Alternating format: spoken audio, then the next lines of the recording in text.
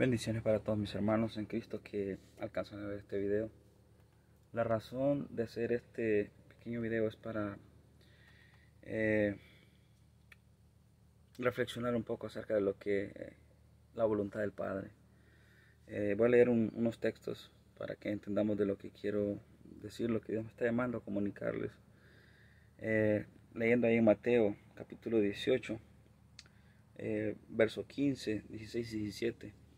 Ahí en el contexto está hablando el Señor acerca de las 99 que dejó y se fue a buscar la descarriada, porque así es la voluntad del Padre, que no se pierda ninguna de esas ovejitas de los pequeños.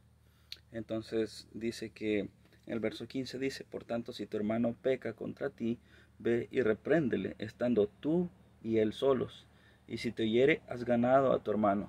Es decir, si un hermano me ofende o te ofende, para que tú puedas ganar a tu hermano necesitas ir y reprenderle, pero a solas. No puedes hacer algo público para empezar. Cuando hay una ofensa se necesita hacer a solas porque la cuestión es directa, es entre las dos personas. Si el hermano te ofendió, entonces tú tienes que hablar y decir: ¿sabes qué? Me siento ofendido por esto y esto, para que las cosas se aclaren. Entonces dice, o sea, eso es una ofensa o un pecado, ¿verdad? Hablando de pecados.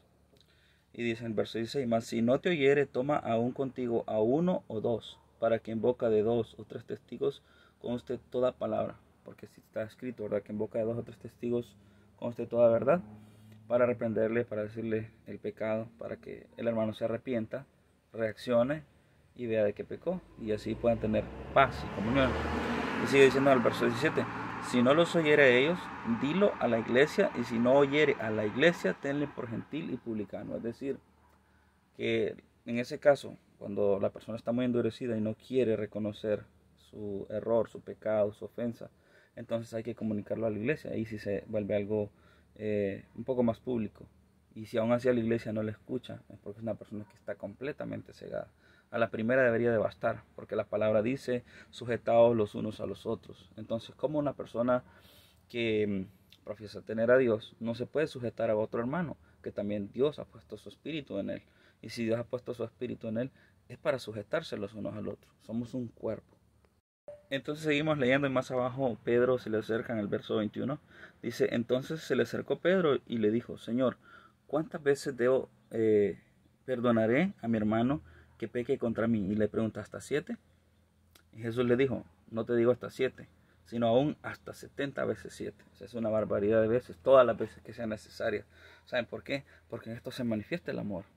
En que, por ejemplo, si el hermano, como se dice, ¿verdad?, de todas formas, tú vas y le reprendes y le dices: pecaste contra mí y me siento ofendido, pero no te escucha, no te escucha. Tú aún así no puedes guardarle rencor. Tú tienes que haberle perdonado de antemano el error, sin que él te haya dicho: perdóname, hermano, me equivoqué. Antes de que lo reconozca, tú debes de perdonar la mala acción, el mal obrar, no tener nada contra nadie. Porque ahí explica el Señor el contexto. Y explica en el verso 23, dice: por lo cual el reino de los cielos es semejante a un rey que quiso hacer cuentas con sus siervos. Y dice, y empieza a hablar de los que le debían a él. A ese rey es Dios. Nosotros le debíamos mucho a Dios. Estábamos perdidos. Y él, sin embargo, nos perdonó todos los pecados. Entonces, así como él nos perdonó a nosotros nuestras ofensas, nosotros debemos de perdonar a aquellos que nos ofenden cada vez, aun si la persona nos viene diciendo: sí, sabes que lo reconozco, hice mal. Aún así, no debemos de tener nada contra nadie.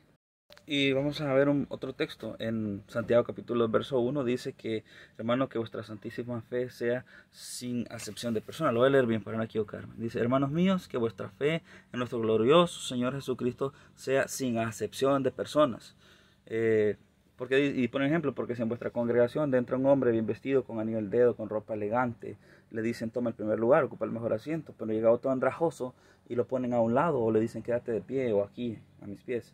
Eso es acepción de personas. No podemos hacer acepción de personas, porque una persona, por ejemplo, ocupe un cargo ostentoso o parezca que está en una mejor posición económica, o sea, en una mejor posición dentro de la iglesia. No podemos hacer una acepción. tenemos que tomarlos a todos por iguales. Incluso dice la palabra, tomad a vuestros hermanos como superiores a vosotros. No que lo sean, hermanos, todos somos iguales en el Señor. No el ojo por ser ojo puede menospreciar el pie, ni tampoco decir la mano, tú no eres parte del cuerpo, a otro miembro. No, todos cumplimos diferentes funciones y el Espíritu reparte diferentes dones.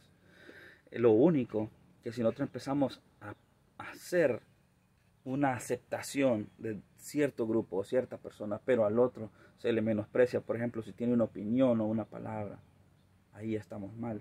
Tenemos que saber escuchar, tenemos que saber comprender que tienen todos el derecho de poder opinar en esta cuestión. Y cualquier cosa que no es del Espíritu, el Espíritu nos lo va a saber.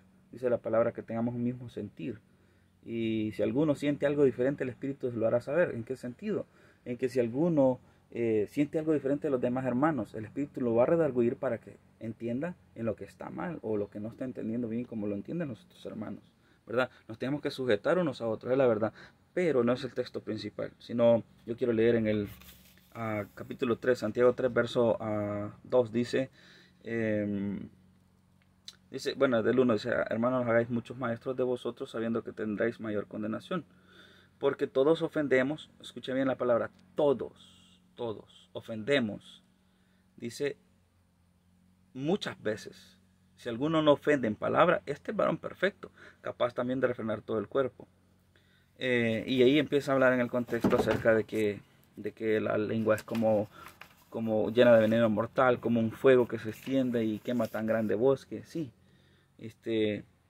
Nosotros debemos de refrenar la lengua, nosotros debemos de, en el contexto hablando de la palabra que dice si alguno ofende, si alguno peca contra hermano, cuidar las palabras, voy a ir al verso 10 donde dice de una misma boca proceden bendición y maldición. Hermanos, dice, esto no puede ser así, no podemos bendecir y maldecir, eso es algo incorrecto.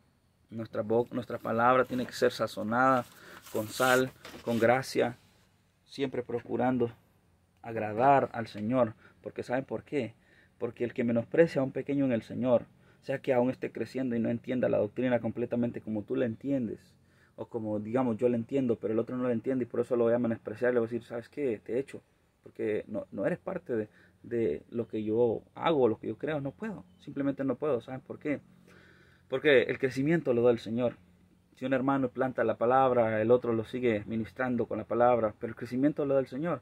No, el Evangelio no es nuestro.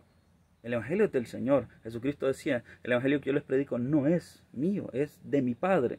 El Evangelio es de Dios. Nosotros no hacemos discípulos, aunque el Señor dijo, vayan y hagan discípulos, pero no es que Marvin haga discípulos o el fulano haga discípulos. Los hace el Espíritu de Dios que está dentro de la persona porque habla las palabras de Dios y nos enseña toda la verdad que debemos de hablar. No hablamos por nuestra propia cuenta. Si habláramos por nuestra propia cuenta, haríamos prosélitos, haríamos adeptos, haríamos seguidores a la persona que está hablando, a la forma de hablar y a la concupiscencia de la persona, de acuerdo al conocimiento y el entendimiento que tiene. Pero Dios es capaz de ser maestro en los corazones y en la mente de cada uno. Dice la palabra, no tenéis necesidad de que nadie os enseñe, porque la unción misma os enseñará todas las cosas. Ciertamente, los que son atalayas y anuncian la palabra de Dios, la hablan con su boca, pero Dios usa a las personas. Ten cuidado, no sea que Dios te deseche.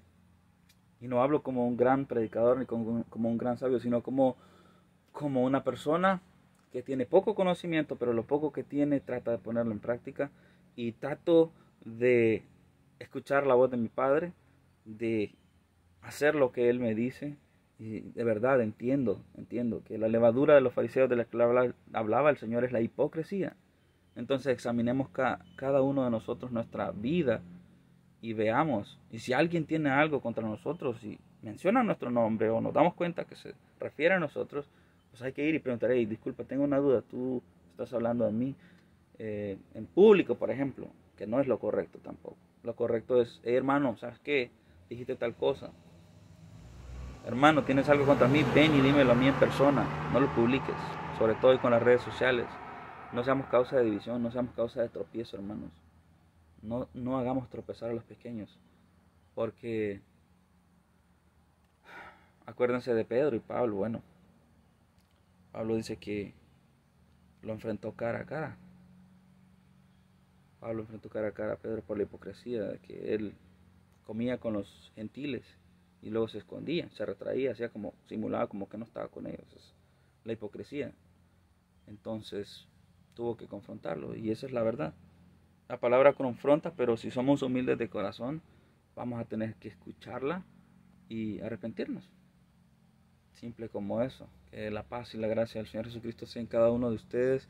Espero que esto sirva de edificación y que sea Dios el que consuele sus corazones, porque ningún hombre de nosotros podemos. Todos somos consolados por Él y todos somos usados por Él. Dios incluso puede usar las piedras para hablar, al impío para hablar si nosotros callamos. Así que no me pude callar, tuve que apartar mi tiempo, estoy en mi trabajo, pero así es. Bendiciones para todos.